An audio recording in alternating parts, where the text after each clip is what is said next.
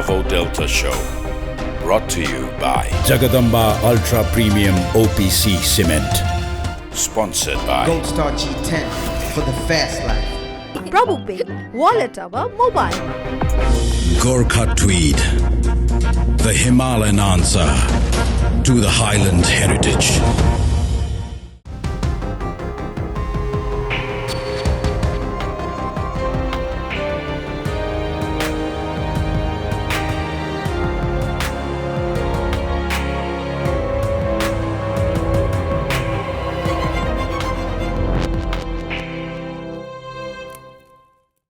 दर्शकवृन्द नमस्ते। नेपाली कांग्रेसको 14औं राष्ट्रिय महाधिवेशनपछि शेरबहादुर देउबा झन शक्तिशाली बनेका छन्। देउबाले आफूलाई बलियो बनाएनन् मात्रै, विरोधीहरूको मोर्चामा समेत फुट ल्याइदिए। विश्वेश्वर प्रसाद कोइराला, बीपी कोइराला, मातृका प्रसाद कोइराला, गिरिजा प्रसाद कोइराला, सुशील कोइराला। कुनै बेला थियो नेपाली कांग्रेस भनेको कोइरालाहरूको नियन्त्रणमा रहेको पार्टी भनेर चिनिन्थ्यो। कांग्रेसले आफ्नो आदर्शका रूपमा मान्ने बीपी कोइरालाका कारण यस पार्टीभित्र लामो समय कोइरालाहरूको एक छत्र वर्चस्व कायम भयो। मातृका बीपीदेखि गिरिजा प्रसाद मात्रै होइनन्, कोइरालाहरूको विरासत थान्दै सुशील कोइराला पनि नेपाली कांग्रेसको सभापति भए। कांग्रेसमा कोइराला परिवारको सदस्य हुनु आफैमा बलियो योग्यता मानिन्थ्यो। अन्य नेताहरूको योगदान आफ्नो आफ्नो क्षेत्रमा उल्लेख्य भए पनि कांग्रेसमा बीपी कोइरालाको तुलना अन्य नेताहरूसँग गरिँदैन।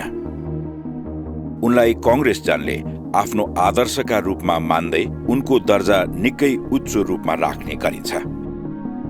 यसरी योगदान र क्षमताका आधारमा बीपीले जसरी कांग्रेसलाई अघि बढाए, यसको प्रभाव स्वरूप लामो समयसम्म कोइरालाहरू कांग्रेसको नेतृत्वमा पुगे।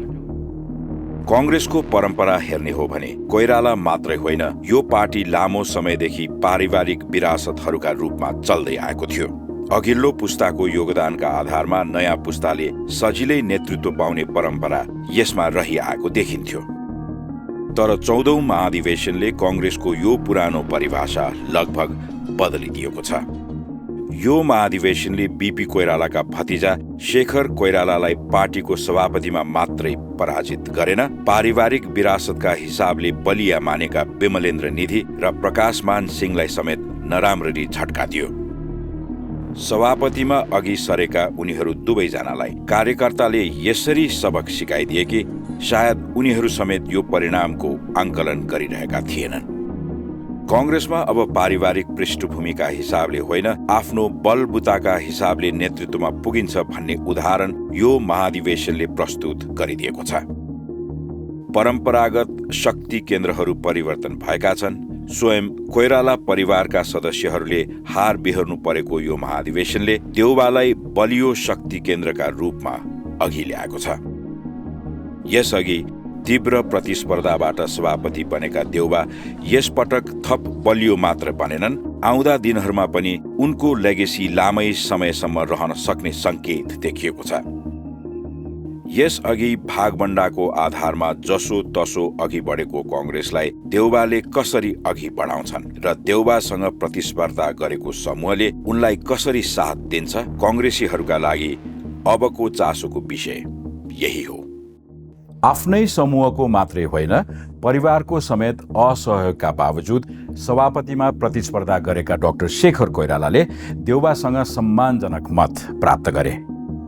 पराजय लगत्तै कांग्रेसमा आफूहरूले कुनै भागबण्डा नखोज्ने बताएका कोइरालाको अबको भूमिका के होला?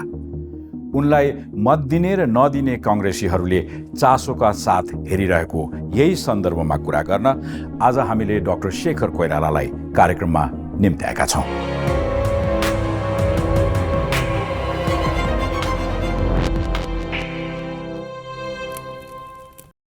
Doctor Shekhar Koirala, welcome to the Bravo Delta show. हस् त, धन्यवाद। अब महाधिवेशनमा जुन किसिमको परिणाम आयो नि, डाक्टर साहब, अब त्यहीँबाट सुरु गरौँ। हुन्छ। सरप्राइज्ड होइन, अब हाम्रो साथीहरूले जसरी सपोर्ट गर्नुपर्ने मैले सोचेको थिएँ, त्यो नभएपछि त यो रिजल्ट आउने नि यस्तै रिजल्ट आउने थियो। त्यसको रियलाइजेसन तपाईँलाई प्रथम चरणको निर्वाचनको परिणाम आइसकेपछि भयो? होइन, प्रथम चरणको निर्वाचनमा नै रामचन्दजी र मेरा भाइ बहिनीहरूले जसरी सपोर्ट गर्नु भएन होइन, त्यसबाट दुखी हुने बेग्लै कुरा भयो होइन। तर तपाईँको रिजल्ट यही नै आउने थियो। फर्स्ट राउन्डमा मैले सोचेकै जति भोट आएको छ 1700 र सेकेन्ड राउन्डमा मैले सोचेकै जस्तो 1800 1850 जुन आएको छ 1855 त्यही भोट मैले एक्सपेक्ट गरेँ सेकेन्ड राउन्डमा पनि। सो त्यसो भए एउटा पोइन्टमा पुगिसकेपछि मत खस्नुभन्दा अगाडि नै doctor Shekhar Koirala was clear it's a losing battle. न त्यो पनि म भन्दिनँ, किनभने प्रकाशमान सिंह र बिमलेनजी पनि हुनुहुन्थ्यो होइन रेसमा। उहाँहरूसित मेरो पटक पटक भेटघाट गफहरू हुँदाखेरि सेकेन्ड राउन्डमा जो पुग्नुहुन्छ उहाँहरूले सपोर्ट गर्ने, थर्ड र फोर्थले सपोर्ट गर्ने भन्ने कुरा भएको थियो। त्यो हुन सकेन नि त। अब तपाईँले अहिले यो महाधिवेशन पछिको जुन समीक्षा अहिले हामीसँग गरिरहनु भएको छ नि, तपाईँले एउटा शब्द पनि प्रयोग गर्नुभयो, भाइ बहिनीहरू। पारिवारिक फ्युड हो कि यो राजनीतिक आइडियोलोजिकल स्ट्यान्ड पोइन्टका आधारमा? होइन, हामीहरू एउटै ग्रुपमा थियौँ होइन, छौँ पनि थियौँ भनौँ। अब त्यो तपाईँको कसलाई क्यान्डिडेट बनाउने के गर्ने भन्ने कुरामा पटक पटक छलफल नभएको होइन, छलफल भएको हो। तर त्यो छलफलले मूर्त रूप लिएन। मूर्त रूप त लियो नि, तपाईँ नै एकमात्र क्यान्डिडेट रहनु होइन, मूर्त रूप लिएन त म भन्दैछु नि। सुजाताजी प्रकाशमानको क्यान्डिडेट भएर उठ्नुभयो। तपाईँको शशाङ्कजीले जसरी सपोर्ट गर्नु पर्थ्यो ओपन आएर सपोर्ट गर्ने उहाँले गर्नु भएन। त्यो भन्न खोजेँ मैले। त्यति मात्रै होइन, उहाँहरूले बुझ्नु भएन जस्तो लाग्छ। किनभने हाम्रो परिवारमा सधैँ एक ढिक्का भएर हामीहरू अगाडि बढेको परिवार हो। म परिवारको राजनीतिको कुरा गरिरहेको छैन अहिले। तर बिपी कोइरालालाई जब क्यान्सर भएको थियो र मेरो फादरलाई पनि क्यान्सर भएको थियो होइन, त बिपीले टाटा क्यान्सर हस्पिटलबाट एउटा चिठी मेरो बुवालाई लेख्नु भएको थियो। त्यो चिठीको मजबुन उहाँहरूले बुझ्न सक्नु भएन, मेरो भाइ बहिनीले बुझ्न सक्नु भएन या पढ्नु भएको छैन उहाँहरूले। केही छ कन्टेन्ट सेयर गर्नु? होइन, कन्टेन्ट सेयर केही छैन, परिवारको बारेमा छ होइन, एकदम ओपन छ। त्यो चिठी सुन्दरी जलमा राखेकै छ, हाम्रो घरमा पनि छ। अब त तपाईँको सामाजिक सञ्जालमा चारैतिर आएकै छ। तर अब जसरी बिपी कोइरालाको उचाइ, राजनीतिक उचाइ, राजनीतिक चिन्तन, उहाँको लिडरसिप र अहिले आएर बिपी कोइरालाको लेगेसीको कुरा हामी जसरी गर्छौँ नि, बिपी पछि कङ्ग्रेसको राजनीति बारम्बार अगेन तपाईँहरूको भाइ बहिना, काका आदि इत्यादिमा नै घुमिरह्यो। तर जब तपाईँको पुस्तामा जुन बेला कङ्ग्रेसको नेतृत्वको पुस्तान्तरणको कुरा जोरसोरले चलिरहेको थियो, त्यसमा कोइराला परिवारका तर्फबाट तपाईँ क्यान्डिडेट हुनुभयो, गणेश मानजीका तर्फबाट प्रकाश मानजी क्यान्डिडेट हुनुभयो, महेन्द्र नारायण निधिजीका पुत्र विमलेन्द्र निधि पनि क्यान्डिडेट हुनुभयो। तर जो देउबाका मेन कन्टेन्डर भनेर विगतको राजनीतिले देखाइरहेको थियो रामचन्द्र पौडेल, उहाँले एक किसिमको तटस्थता देखाउनु भयो। त्यो तटस्थताले पनि तपाईँलाई सघाउन सकेन। त्यसको विवेचना छ तपाईँसँग? होइन, एउटा कुरा त म धेरै लिगेसीका कुराहरू पहिले पनि तपाईँसित गरेकै हो मैले होइन। म धेरै लिगेसीको उसमा जान्न, माने कार्यकर्ताहरूले कसलाई रुचाएका छन्, कसलाई मन पराउँछन् भन्ने कुरा इम्पोर्टेन्ट हो। दोस्रो कुरा, तपाईँले रामचन्द्रजीको कुरा गर्नु, उहाँ हाम्रो सम्मानित नेता हो, उहाँ हाम्रै ग्रुपमा हुनुहुन्थ्यो होइन, र उहाँ तटस्थै बस्नुभयो। किनभने विवेक प्रयोग गर भनेर भनेपछि त तटस्थै बस्या हो नि त। र त्यो तपाईँको आफू नउठ्ने भएपछि पनि मैले उहाँलाई भेटेँ गएर होइन, दोस्रो चरणभन्दा पहिले पनि भेटेँ। तर उहाँले विवेक प्रयोग गर्न भनेर मैले भनेको छ। त्योभन्दा धेरै के भन्नु भएन उहाँले। तर अगेन अलिक क्रिटिकली तपाईँको क्यान्डिडेचर, तपाईँको लिडरसिप क्वालिटी र तपाईँको तयारीको अलिकति विवेचना गर्ने हो भने अब फ्यामिली पनि राजनीतिसँग अन्योन्याश्रित सम्बन्ध भएको फ्यामिली पर्यो तपाईँहरू, र तपाईँले भाइ बहिनी भन्ने शब्द प्रयोग गरिसकेपछि अब परिवारभित्रकै समूहलाई तपाईँले एकीकृत गर्न नसकेको जस्तो देखिन्छ, वा तपाईँ त्यसमा फेल हुनुभयो। र अपेक्षाकृत कङ्ग्रेस जनहरूले चाहिँ नि अब तपाईँमा सायद त्यो लिडरसिप क्वालिटी देखेनन् कि आफ्नै टिम, आफ्नै परिवारका सदस्यहरूलाई समेत आफूसँग राख्न नसक्ने लिडरसिपलाई पार्टी कसरी सुम्पर्ने भन्ने तर्फ भोटिङ प्याटर्न गयो कि भन्ने विवेचना तपाईँको विवेचनाभित्र पर्छ कि? होइन, मेरो कमी कमजोरी भएन भन्दिनँ। मेरो कमी कमजोरी मैले रामचन्द्रजीलाई सम्झाउन सकिनँ। मेरो कमी कमजोरी तपाईँको प्रकाशमान र विमलेन निधिलाई सेकेन्ड राउन्डमा मलाई सपोर्ट गर्ने भन्ने जुन कुराहरू गर्नुभएको थियो त्यो कन्भिन्स गर्न सकिनँ, होइन। र मैले डाक्टर शशाङ्क र सुजातालाई परिवार भनौँ न, त्यो हिसाबले तपाईँले भन्न खोजेको हो भने मिलाउन सकिनँ। त्यो मेरो कमी कमजोरी हो, त्यसलाई त एक्सेप्ट गरेर हिँड्नुपर्छ। तर लिडर्स माने कार्यकर्ताहरूले मलाई एउटा स्थान दिएको छन् नेपाली कङ्ग्रेसभित्र, एउटा स्थान त दिएको छ मलाई। र त्यो 40% भोट भनेको इट्स नट ए जोक। त्यो स्थानलाई मैले लिएर अगाडि बढ्नुपर्ने हुन्छ। अब तपाईँले जसरी बताउनु भयो नि, मेरा पनि कमी कमजोरी भए, मैले सकिनँ, कन्भिन्स गर्न सकिनँ मित्रहरूलाई, परिवारजनहरूलाई, यो स्थिति कसरी आयो? अब कसरी आयो त्यो त अहिले पनि मैले विवेचना गरेको छैन। अब त्यो गर्ने काम पनि छैन, अब सकियो, त्यो फेजै गइसक्यो अब। र अगेन तपाईँलाई मन परे पनि नमन परे पनि जुन लेगेसी थियो बिपी कोइराला पश्चात, जुन कोइराला क्लानको जुन कङ्ग्रेसमा वर्चस्व थियो, तपाईँको क्यान्डिडेचर र तपाईँको डिफिट पछि त्यो वर्चस्व अब अन्त्य भयो भन्दा म गलत हुन्छु? त्यसरी नहेर्नुहोस्, तपाईँ खालि लिगेसीलाई मात्रै जोड्दै हुनुहुन्छ, होइन। म लिगेसीलाई मात्रै जोडिराखेको छैन।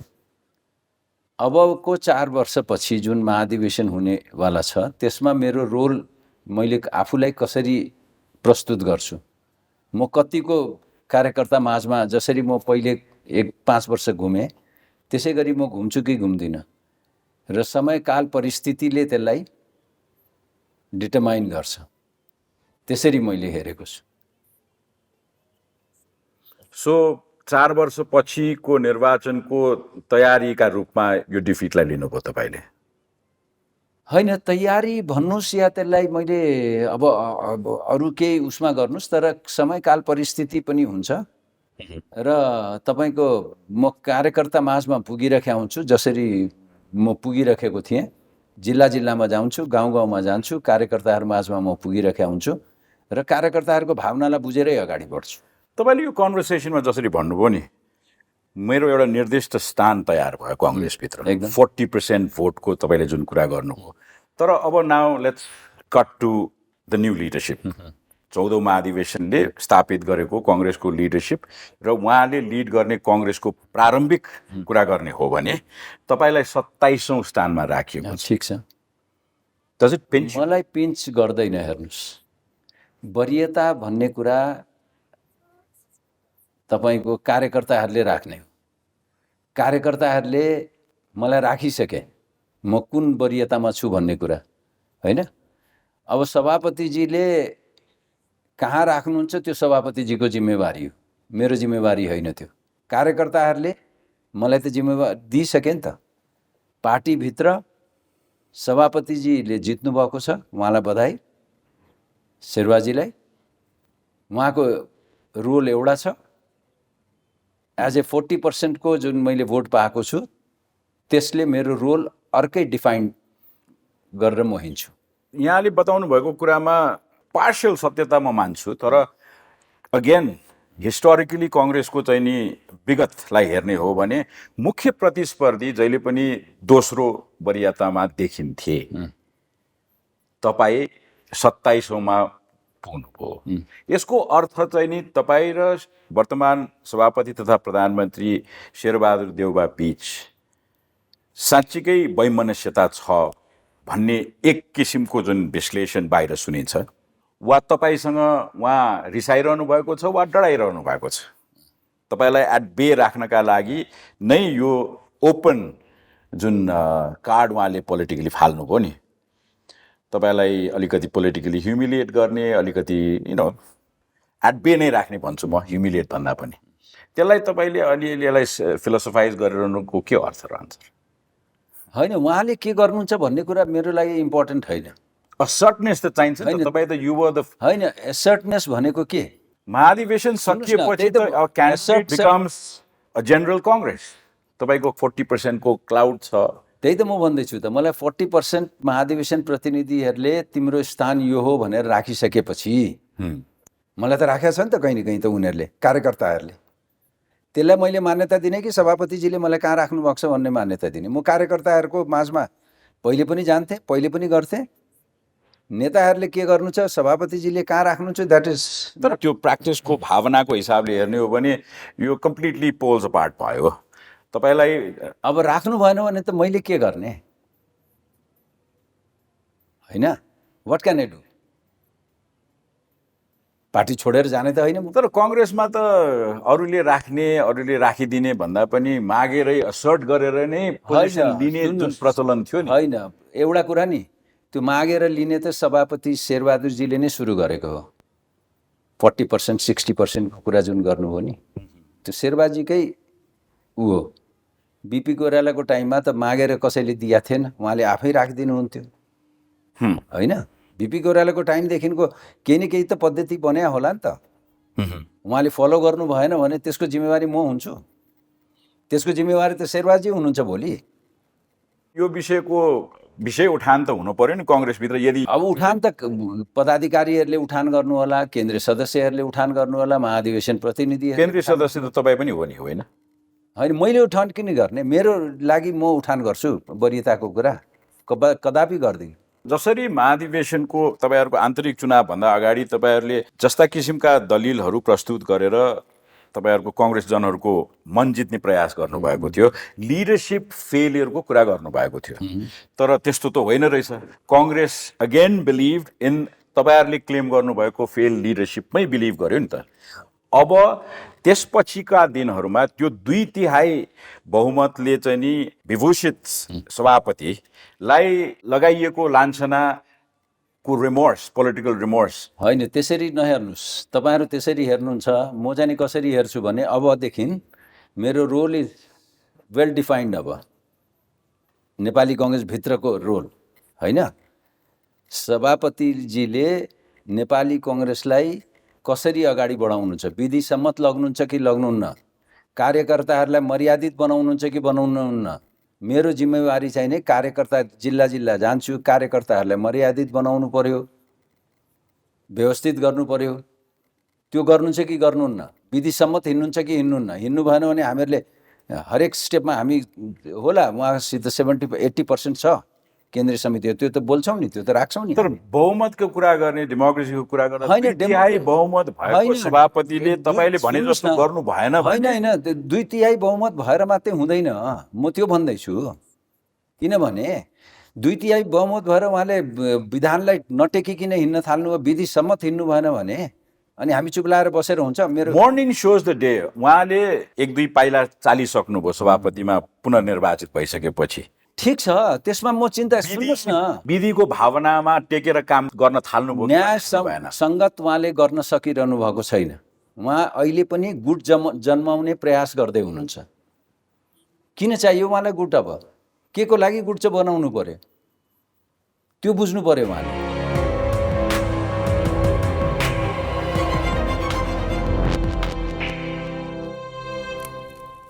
प्रतिज्ञा मात्र होइन, पूरा पनि गर्दछौं हामी। Jagadamba ultra premium OPC cement, यही हो नेपालको अनुभवी OPC cement. I'll either make it or break it, but I'm definitely gonna shake it. a heart of a soldier. My dreams are colossal. I'm a leader. I need a footstep they can follow. Every mile I walk is a story worth telling. Stomp through the concrete, raise hell till it's heaven. I'm the man. I'm a beast, a monster. That's why I came, I saw, I conquered. Maneuver swiftly. I go with the flow. I got gold in my soul. I'm no average Joe. No time to waste. How long is it soon? Zip zap zoom, ready to touch the moon. Closer to greatness. I can feel it in my bones. I keep walking alone. Representing where you're from. Gold Star G10 for the fast life. प्रतिज्ञा मात्र होइन, पूरा पनि गर्दछौं हामी। Jagadamba ultra premium OPC cement, यही हो नेपालको अनुभवी ओपीसी सिमेन्ट। तँलाई म पैसा दिन्छु है। आमा के गर्नु भएको? बच्चालाई त्यसो गर्यो नि बिग्रिन्छ नि बच्चा। अनि मलाई त्यो फुटबल सुटबल के थाहा, ऊ आफै जान्नेछ किनिहाल्छ भनेर दिएको। के भयो त? आमाले आफ्नै नातिलाई गिफ्ट दिन नहुने? गिफ्ट त दिनुहुन्छ नि, तर पैसै हातमा दिनु भएन भने नि यार।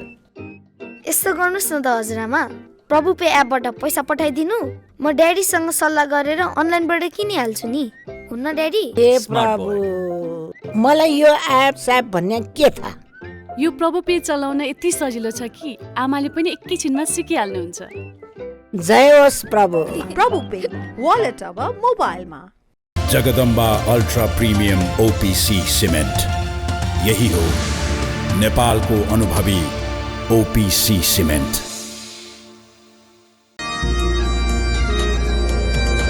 As the magical warmth of the highlands is now recreated in the Himalayas, the patterned art comes alive and thrives with a tremendous sense of color and texture.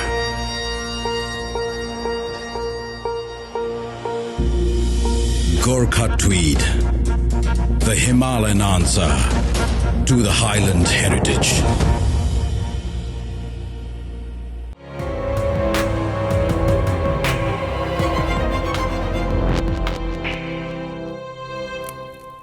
उहाँ अहिले पनि गुट जन्माउने प्रयास गर्दै हुनुहुन्छ। किन चाहियो उहाँलाई गुट? अब के को लागि गुट चाहिँ बनाउनु पर्यो त्यो बुझ्नु पर्यो उहाँले।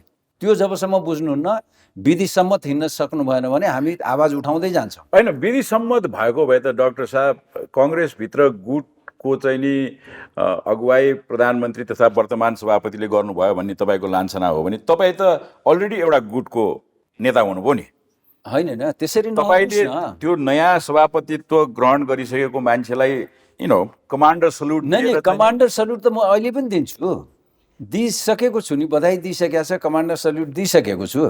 तर उहाँले विधि सम्मत हिँड्नु भने, विधान सम्मत हिँड्नु भने बोल्ने कि नबोल्ने? कार्यकर्ताहरूलाई माने न्यायसङ्गत हिसाबले उहाँले गर्नु भएन भने, व्यवस्थापन गर्नु भएन भने बोल्ने कि नबोल्ने? बोल्नु पर्यो नि त त्यो बेला त हामीले। गर्नु नहोला, विधि नै अनुकूल बनाउनका लागि नै शेरबहादुर देउवालाई 2/3 दिएको अब त्यो त के गर्नु छ? महाधिवेशन प्रतिनिधिहरूलाई सोध्नुहोस्, मलाई किन सोध्नु भएको? उहाँहरूले दिएको भोट मलाई सोध्ने कुरा होइन। तर उहाँको जुन साथीहरूले सम्पादन गर्दाखेरि प्रयोग गर्ने विधिलाई तपाईँले अब स्ट्रेङ्थका हिसाबले तपाईँले अझ बुझिदिनु भएन। म के भन्दैछु भने विधान छ हाम्रो, त्यो विधान सम्मत हिँड्नु पर्यो। उहाँ अटोक्रेटिक हिसाबले हिँड्न पाउनुहुन्न, त्यो हामी दिँदैनौँ। एउटा साइकोलोजिकल देखिन्छ बाहिरबाट। म यो विवेचना मात्र गरिरहेको छु, म कसैलाई क्रिटिसाइज गर्ने फोरमका रूपमा मात्र यो प्रयोग होस् भन्ने चाहन्न। तपाईँका टिममा वा तपाईँलाई सघाएका मानिसहरूलाई वा चाहिँ कङ्ग्रेसजनहरूलाई आफ्नो हातमा लिने सम्मानजनक पोजिसन दिने मात्र तपाईँलाई मात्रै एट बे अगेन राख्ने जुन प्रयास योजना देखिरहेको छ नि, त्यो सङ्केत देखिएको छ नि, त्यसको विवेचना तपाईँले थाल्नु भएको भएन? मेरो प्रश्न थियो के होइन, विवेचना त नथाल्ने कुरा भएन होइन, गरिरहेका छु म, हेर्दैछु अहिले त इट्स टु अर्ली होइन। अब कसरी जानुहुन्छ उहाँ?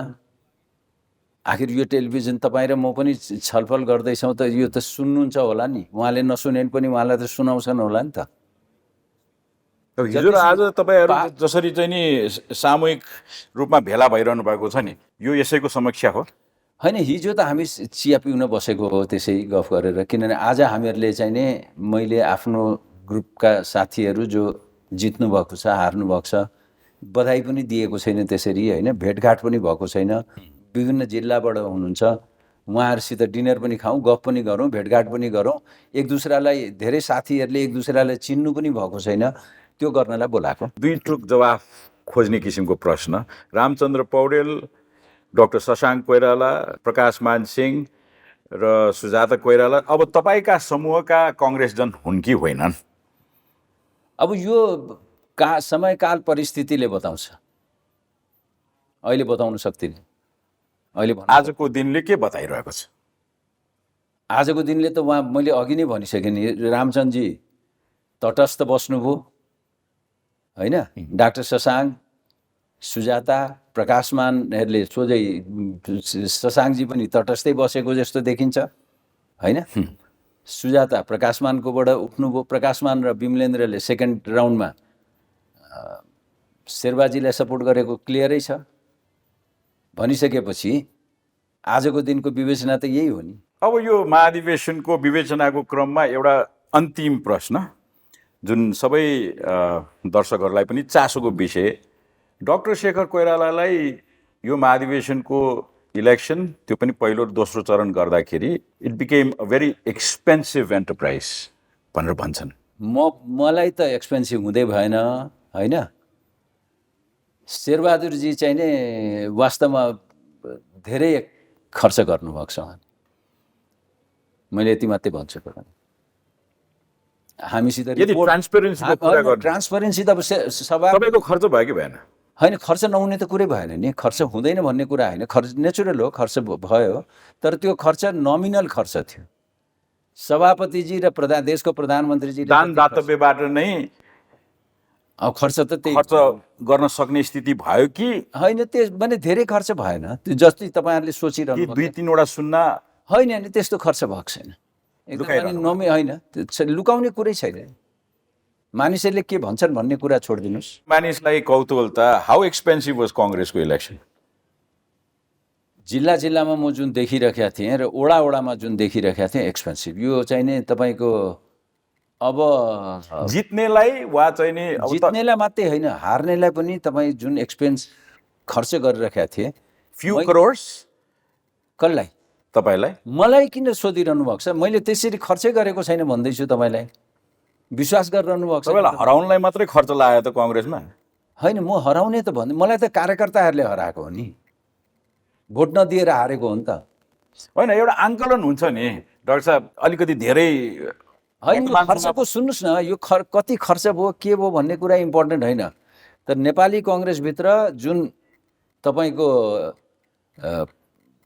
यो ओडादेखिको खर्चहरू बढेको छ, अब धान्न नसक्ने अधिवेशनहरू हुँदैछ। जेनरल इलेक्सन त अब कुरै, जेनरल इलेक्सनको त म कुरै गरिरहेको छु, नेपाली कङ्ग्रेस भित्रको इलेक्सनको कुरा गर्दैछु। हामी जस्तोले धान्न नसक्ने अवस्था हुन्छ, त्यस्तो अवस्थामा नेपाली यो पोर्सनलाई बिट मार्नलाई चाहिँ नि यति भनौँ कि तपाईँलाई हराउनलाई शेरबहादुरजीको धेरै खर्च भयो, होइन? अब त्यो तपाईँहरूले जसरी आकलन गर्नुहोस्। अब भविष्यमा नेपाली कङ्ग्रेसको भावी रणनीति अब तपाईँले त अब सजेस्ट गर्न सक्नुहुन्छ, तपाईँले एउटा कङ्ग्रेसको गति र गन्तव्यलाई इमेजिन गर्न सक्नुहुन्छ। अबको कङ्ग्रेस भनेको चुनावोन्मुख कङ्ग्रेस हो, स्थानीय तह र सङ्घीय। अहिले सरकार पनि कङ्ग्रेसले नै हाँकिरहेको छ, वर्तमान सभापति प्रधानमन्त्री हुनुहुन्छ, उहाँलाई हाँक्ने अर्को गठबन्धन छ जस्तो देखिन्छ।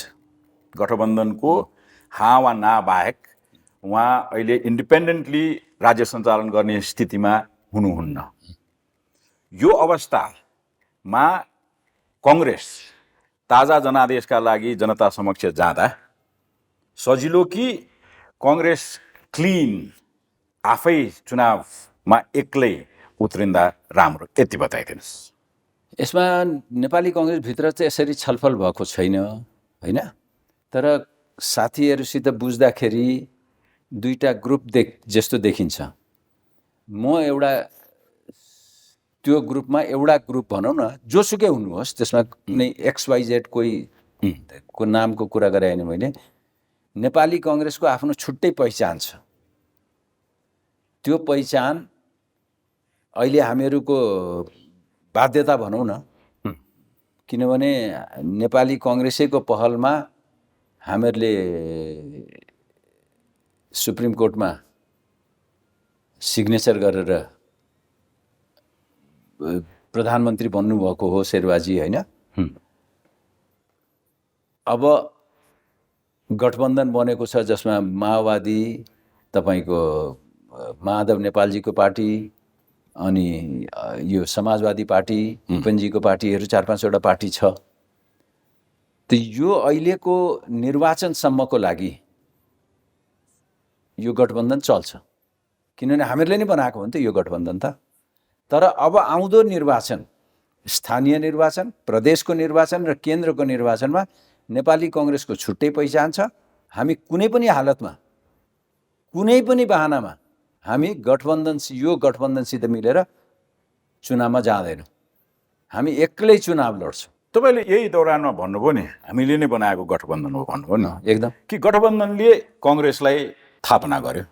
अनि त्यसलाई जसरी लिनुहोस् तपाईँहरू, अहिले त गठबन्धनको नेतृत्व नेपाली कङ्ग्रेसले गरेको छ, होइन? अब शेरबाजी प्राइम मिनिस्टर बनाउने भनेरै नै गरिसकेपछि त नेपाली कङ्ग्रेसकै नेतृत्व भन्नु पर्यो नि त।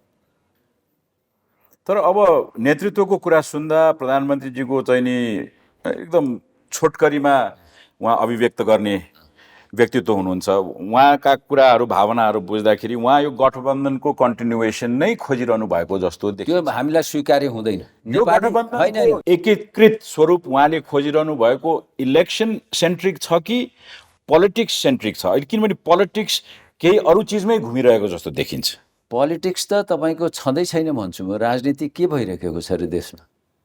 कहाँ छ राजनीति? केही पनि छैन राजनीति। के भइरहेको छ भन्नुहोस् न, कहाँ छ? व्याग द डग सिचुएसन छ। राजनीतिले एमसिसीलाई म्यानेज गर्नुपर्ने चिजमा एमसिसी जस्तो एउटा साधारण ग्रान्ड, त्यही त भनेको, कम्प्याक्टले राजनीति हल्लाइरहेको जस्तो होइन। राजनीति छँदै छैन नि। तपाईँको संसद छैन। अब यो चल्ला जस्तो छ यो संसद। न्यायपालिकाको के अवस्था छ हेर्नुहोस्। छैन। न्यायपालिका स्वतन्त्र हुनु पर्यो, निष्पक्ष हुनु पर्यो, होइन? धाँधली माने केही गडबड नहुनु पर्यो। न्याय दिन सक्ने संस्थाको अवस्था हेर्नुहोस्। कार्यपालिका हेर्नुहोस्, भ्रष्टाचारका इस्युहरू हेर्नुहोस्, दण्डहीनताका इस्युहरू हेर्नुहोस्, पारदर्शिताका इस्युहरू हेर्नुहोस्। सबैतिर एकदमै जिरो देख्छु।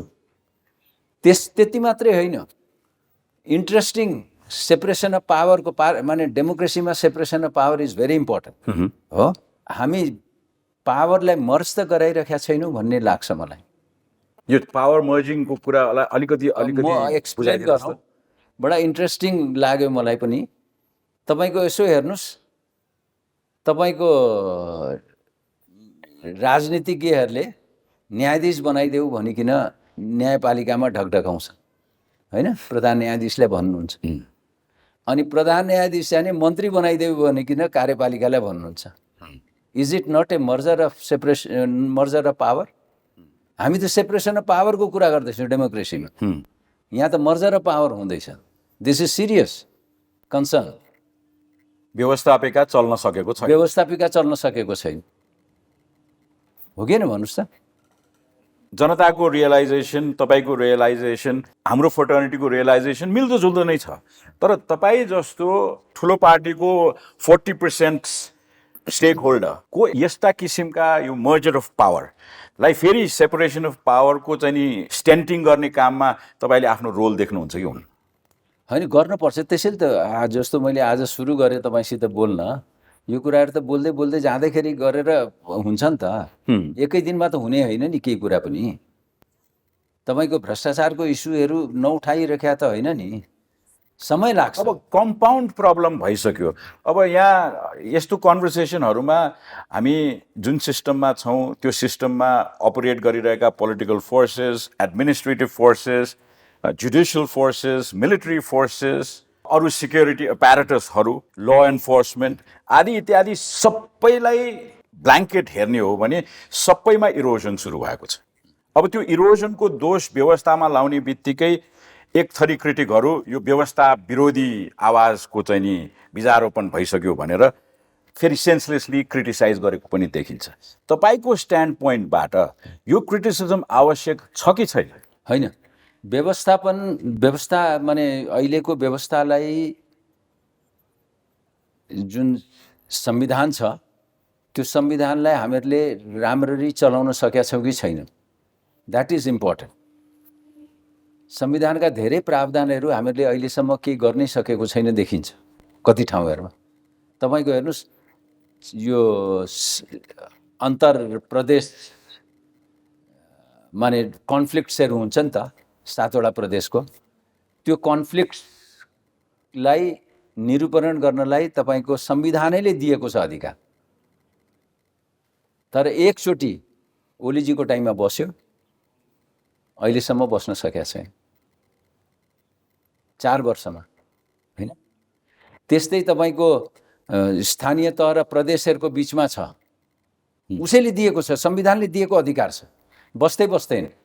तर अलिक कम्प्लेसेन्सी बढेको हो कि सानसाना राइटिङ अन द वललाई खासै राइटिङ अन द वल नसम्झेको हो कि आजको पोलिटिक्स? राजनीतिक दलका नेतृत्वहरू गर्ने नेताहरू, राजनीतिक दलहरूका नेतृत्वहरूले संसद चलेको छैन, they are not taking any interest. संसद त थलो हो नि, डिस्कसन गर्ने थलो हो नि, त्यहाँ किन छलफल गराउनु चाहनुहुन्न उहाँहरू? किन अध्यादेशबाट देश चलाउन खोजिरहनु भएको छ? त्यसैले त भनेको यो व्यवस्थामा व्यवस्था गरिएका सेलिएन्ट चाहिँ नि फिचर्सहरूलाई नन फङ्सनल बनाउनका लागि नो यसमा व्यवस्थाको कमजोरी त होइन नि, संविधानको कमजोरी त होइन त यो, एक्जिक्युटर्सहरूको गल्ती ऊ हो नि त, कमजोरी हो कि होइन भन्नुहोस् त? न्यायपालिकाको अवस्था हेर्नुहोस्। जसरी तपाईँले क्रिटिसाइज गर्नुभयो केपी ओलीलाई संसदै चाहिएको थिएन, अहिले शेरबहादुर देउवालाई पनि सायद संसदै नचाहिएको हो। हुनसक्छ, अध्यादेशबाट चलाइरहेको छ, किन चाहियो? अब त अब अप्ठ्यारो आउँछ नि, तपाईँको बजेट सेसन आउने बेला भयो, त्यो बेला के गर्नुहुन्छ उहाँहरूले? ओलीजीले त दिनुहुन्न। ओलीजीले जसरी अहिले हाउस डिस्टर्ब गरिरहनु भएको छ नि, भले तपाईँ अहिले प्रतिनिधि सभाको सदस्य हुनुहुन्न, तर एज एन एक्टिभ पोलिटिसियन उहाँले माग गर्नुभएका जुन मागहरू छन् जसको कारण संसद अवरुद्ध छ नि, त्यसमा जायज मागहरू छन् कि छैनन्?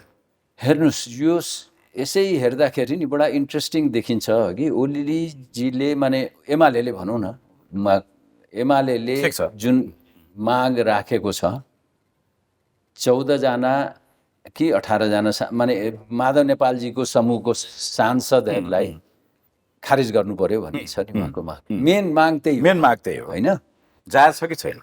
सुप्रिम कोर्टमा छ मुद्दा, उहाँले सुप्रिम कोर्टले गर्ने हो कि होइन त्यो निर्णय? सुप्रिम कोर्टको अवस्था के छ हेर्नु? यो त्यो प्रश्नको जवाफै सबैसँग छँदैछ नि, होइन? हरेक ठाउँमा सुप्रिम कोर्टैमा छ। तपाईँको ओलीजीले जुन नियुक्तिहरू गर्नुभयो, संवैधानिक आयोगका नियुक्तिहरू, ती सबै सुप्रिम कोर्टमा छन्। प्रधान न्यायाधीश आफै त्यसको वान अफ द पार्ट हुनुहुन्छ, हो कि होइन? न्यायाधीश र प्रधान न्यायाधीशको बोलचालसम्म हुँदैन, त्यस्तो अवस्था छ नि त। निकास दिन उहाँ नचाहने प्रधान न्यायाधीश, अनि सरकार चुप लागेर बस्ने भन्ने कि सेपरेसन अफ पावरको कुरा गर्ने, यसरी त देश त चल्दैन त।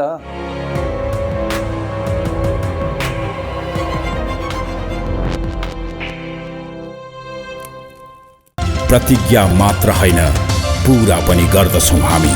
Jagadamba ultra premium OPC cement, यही हो नेपालको अनुभवी OPC cement. I'll either make it or break it, but I'm definitely gonna shake it. A heart of a soldier, my dreams are colossal. I'm a leader, I need a footstep they can follow. Every mile I walk is a story worth telling. Stomp through the concrete, raise hell till it's heaven. I'm the man, I'm a beast, a monster. That's why I came, I saw, I conquered. Maneuver swiftly, I go with the flow. I got gold in my soul. I'm no average Joe, no time to waste. How long is a soon? Zip zap zoom, ready to touch the moon. closer to greatness. I can feel it in my bones. I keep walking alone. Representing where you're from. Gold Star G10 for the fast life. तँलाई म पैसा दिन्छु है। आमा के गर्नु भएको? बच्चालाई त्यसो गर्यो नि बिग्रिन्छ नि बच्चा। अनि मलाई त्यो फुटबल सुटबल के थाहा? ऊ आफै जान्नेछ किनिहाल्छ भनेर दिएको। के भयो त? आमाले आफ्नै नातिलाई गिफ्ट दिन नहुने? गिफ्ट त दिनुहुन्छ नि, तर पैसै हातमा दिनु भएन भने नि यार। यस्तो गर्नुहोस् न त हजुरआमा, प्रभु पे एपबाट पैसा पठाइदिनु, म ड्याडीसँग सल्लाह गरेर अनलाइनबाट किनिहाल्छु नि, हुन्न ड्याडी? हे प्रभु, मलाई यो एप स्याप भन्ने के थाहा? यो प्रभु पे चलाउन यति सजिलो छ कि आमाले पनि एकैछिनमा सिकिहाल्नुहुन्छ। जय होस् प्रभु। प्रभु पे वालेट अब मोबाइलमा।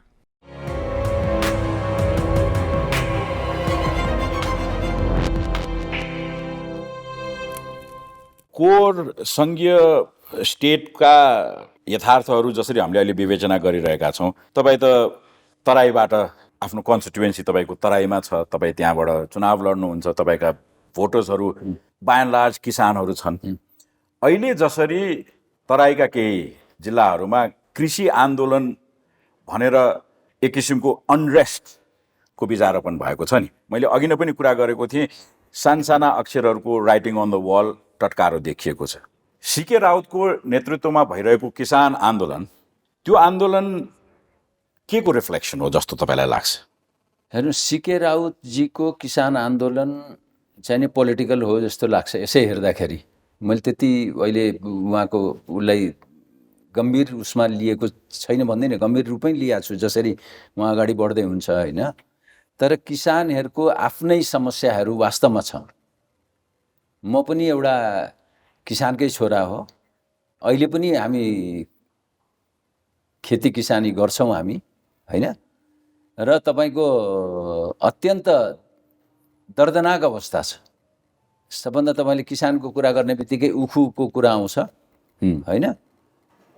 गत सालको उखुको अहिलेसम्म पैसा किसानहरूले पाएको छैन, गत सालको।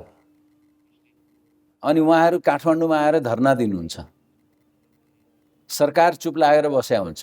न्यूनतम रेट त तोकिदिया छ सरकारले, ठिकै छ, जे इम्प्लिमेन्ट हुँदैन, तर इम्प्लिमेन्ट हुँदैन, पैसा दिँदैन।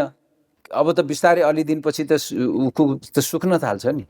म पनि उखु खेती गर्छु, मलाई थाहा छ दुःख कति छ भने।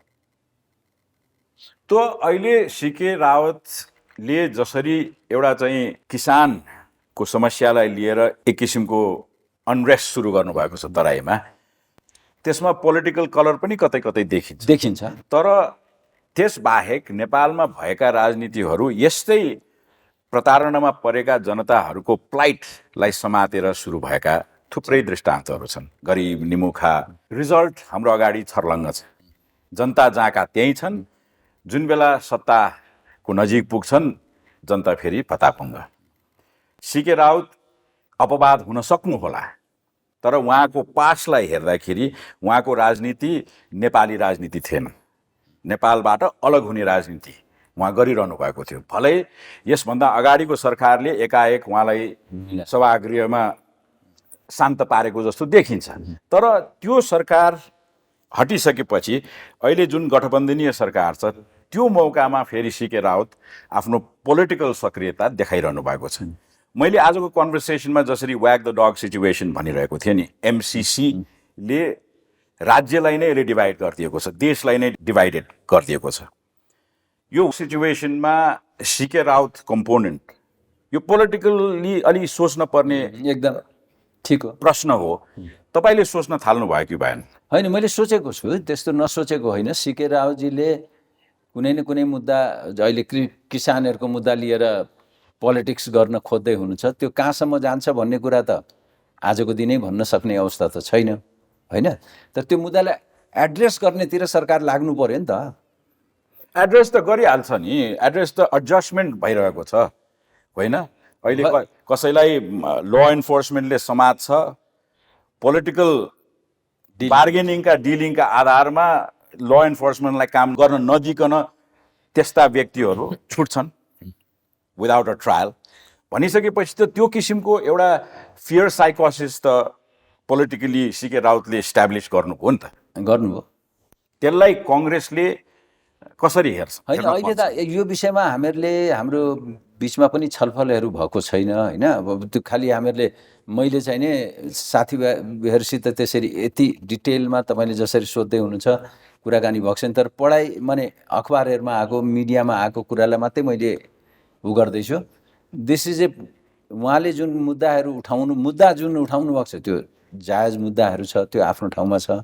त्यसको इन्टेन्ट तर इन्टेन्ट त अब भोलि जे पनि हुनसक्छ, जस्तो किनभने उहाँको जुन पहिलेको लिट्रेचरहरू त पढाएको छौँ नि त हामीले पनि होइन, त्यसलाई आधार मानेर हेर्ने हो भने उहाँले पाउनुभएका पोलिटिकल एम्पावरमेन्टका बारेमा पनि प्रशस्त चर्चा भएको होइन भएको छ।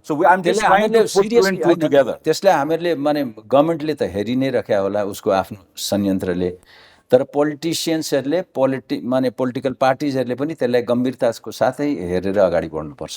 अब यो एमसिसी म किन आज बारम्बार भनिरहेको छु भने I think it's in the वर्ज अफ एक्सेप्टेन्स और कल्याप्स, होइन डिभाइड भनेकै त्यही हो। किनभने जनता नै एक थरी नभई हुन्न भनिरहेका छन् होला, एक थरी हुनै हुन्न भनिरहेका छन्। तर party in power, the person in power, prime मिनिस्टरको भावना बुझ्दाखेरि चाहिँ नि यसमा डराउनु पर्ने, चिन्ता लिनुपर्ने केही छैन, जस्ताको तस्तै गर्दै हुन्छ भन्ने किसिमको उहाँको भावना हामी बुझ्छौँ। पार्टीभित्रको प्रतिपक्षका हिसाबले तपाईँको भावना वा तपाईँको विचार चाहिँ योभन्दा फरक छ कि प्रधानमन्त्री यसमा ठिकै हुनुहुन्छ? एउटा कुरा एमसिसीको बारेमा जति हामीले गलत भयो सही भयो वाट एभर इट इज जे भयो अहिलेसम्म गिजो लियौँ हामीले, त्यो एउटा त्यो त क्लियर छ। एमसिसीको यति गिजो लिएको छौँ कि जनता त्रसित देख्छु म त।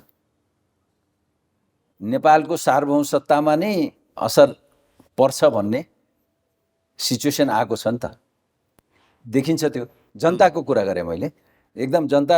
तपाईँ स्ट्रिटमा पनि यो खालि काठमाडौँ र विराटनगरको या तपाईँको माने सिटिजहरूको मात्रै मैले कुरा गरेँ होइन, गाउँमा पनि एमसिसी पुगिसकेको छ, एमसिसीको इस्यु पुगिसकेको छ गाउँ गाउँमा।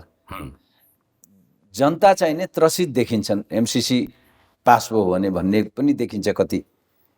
त्यसकारण वाइ नट, जनप्रतिनिधिको थलो भनेको ठाउँ कहाँ हो? संसद जुन चल्दैन होइन, संसदमा किन लगेर छलफल हुँदैन? एमसिसी छलफल त गर्नु, अनि त्यसमा केही चेन्जेस ल्याउनु छ भने चेन्जेस ल्याउनु, लिन पर्छ। म पनि भन्छु लिनुपर्छ भनेर। तर जनता जुन डराएका छन् त्यसलाई कसरी हामीहरूले एड्रेस गर्ने? त छलफल गरेर गर्नु पर्यो नि त। पार्लियामेन्ट छलफलको ठाउँ पार्लियामेन्ट चाहिँ नि नहुने, अनि पार्टीहरूको नेताहरूको बिचमा बसेर एमसिसी पास गरौँ भनेर त मलाई लाग्दैन त्यसरी पास हुन्छ। आज महाधिवेशनदेखि कङ्ग्रेसको आन्तरिक राजनीतिदेखि देशको राजनीतिको वर्तमान अवस्थादेखि लिएर हामीले धेरै फाँटहरूमा आज एउटा चर्चाको सुरुवात गऱ्यौँ। तर तपाईँले महाधिवेशनको चुनावमा पराजित हुने बित्तिकै तपाईँले चाहिँ नि अब म भागभण्डाको राजनीतिमा विश्वास गर्दिनँ भनेर जसरी भन्नु, भाग खोज्दिनँ जुन भन्नुभयो नि, त्यो भावनात्मक रूपमा एकदम सही सुनियो होला। तर राजनीतिमा कार्यकर्ताको संरक्षणमा यदि नेता लागेन भने त्यो नेता सफल हुँदैन भन्ने दृष्टान्तहरू पनि प्रशस्त देखिन्छ। चुनावको मुखमा छौँ, अब अगाडि छौँ हामी। अब तपाईँले भागभण्डै नखोज्ने वा त्यो भागभण्डाको राजनीति नगर्ने हो भने तपाईँले सायद टिकट नपाउनु होला, तपाईँको कार्यकर्ताहरू निराश होलान्, होइन? त्यसको कन्सिक्वेन्सेसलाई तपाईँहरू विचार नगरिकन अलिकति भावनात्मक टिप्पणी मात्रै गर्नलाई किन यति चाँडै आउनु? यसमा के छ भने सभापतिजीले गर्ने जिम्मेवारीहरू, सभापतिजीले डाइरेक्ट गर्न सक्ने जिम्मेवारीहरू पनि विधानमा छन् होइन, त्यो उहाँले गर्ने हो। तर त्यो गर्दाखेरि पनि न्यायोचित होस् भन्ने मात्रै हो हाम्रो एक नम्बर 1। नम्बर 2, सभापतिजीले आफ्नो हिसाबले जुन गर्ने हो त्यो एउटा भयो। दोस्रो चाहिँ नि के छ भने जस्तो टिकटको कुरा गर्नुभयो नि, स्थानीय निर्वाचन छ, प्रदेशको निर्वाचन छ, केन्द्रको निर्वाचन छ, पार्लियामेन्ट्री बोर्ड बन्छ। त्यो पार्लियामेन्ट्री बोर्डले पदाधिकारीहरू त सभापतिजी त त्यसको चेयरम्यानै हुनुभयो, त्यसपछि सहमहामन्त्रीसम्म पार्लियामेन्ट्री बोर्डका मेम्बर हुन्छन् र सभापतिजीले 8-10 जना नोमिनेट गर्ने पनि छ हैन। कसलाई कसलाई गर्नुहुन्छ त्यो उहाँको प्रेरोगेटिभ होइन, माने सेन्ट्रल कमिटीले पास गर्नुपर्छ। 80% उहाँको छ, पास हुन्छ, त्यो पनि केही उ भएन। तर त्यहाँ छलफल हुँदैन भन्ने कुरा होइन, त्यहाँ तपाईँको कसलाई टिकट दिने भन्ने कुरामा सभापतिजीले माने डिक्टेट गरेर टिकट बाँडिँदैन नेपाली काङ्ग्रेसमा, त्यो क्लियर हुनु पर्यो। डाक्टर साहब, अब तपाईँले महाधिवेशनको चुनाव अगाडि मेरो सभापतित्वमा भएको काङ्ग्रेसमा म 1 टर्म सभापति भन्नुभएको थियो, तपाईँ पराजित हुनुभयो। अब तपाईँको राजनीति तपाईँले बिसाउनु भयो कि त्यो 1 टाइम सभापतिको ड्रिम वा एस्पिरेसन जीवितै छ? होइन, त्यसरी सोद्धाखेरि मैले कसरी तपाईँलाई भन्छु भने मेरो जिम्मेवारी अहिले नेपाली काङ्ग्रेसका महाधिवेशन प्रतिनिधिहरूले तोकिदिएछ। बढ्यो कि घट्यो जिम्मेवारी? होइन, जिम्मेवारी बढ्यो होइन, त्यो तोकिदिएछ। त्यो जिम्मेवारीबाट म पछाडि फर्किन्न, जिम्मेवारीलाई ठिक ढङ्गले लिएर जान्छु। त्यो जिम्मेवारी के हो त भन्दाखेरि मैले जुन कुरा बोलिराखेको थिएँ अधिवेशनभन्दा पहिले, त्यो के भनेदेखि नेपाली काङ्ग्रेसको विधि विधानबाट अब चल्नुपर्छ पार्टी भन्ने कुरा, त्यो कुरालाई म लिएर अगाडि जान्छु।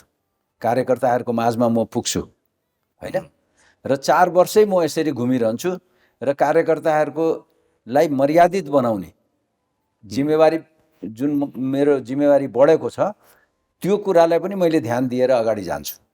र नेपाली काङ्ग्रेसलाई मेरो सबभन्दा ठुलो जिम्मेवारी अहिले कसरी स्थानीय निर्वाचन, प्रदेशको निर्वाचन र केन्द्रको निर्वाचनमा नेपाली काङ्ग्रेसलाई पहिलो पार्टी बनाउने, जिताउने जिम्मेवारी मैले बोध गरेको छु आफूले। र तपाईँ सभापतिलाई यस मानेमा सघाउन तयार हो? किन, डेफिनेटली सघाउँछौँ नि, तर हामी एक्लै चुनाव लड्छौँ भन्ने कुरामा दुविधा नराखे हुन्छ कसैले।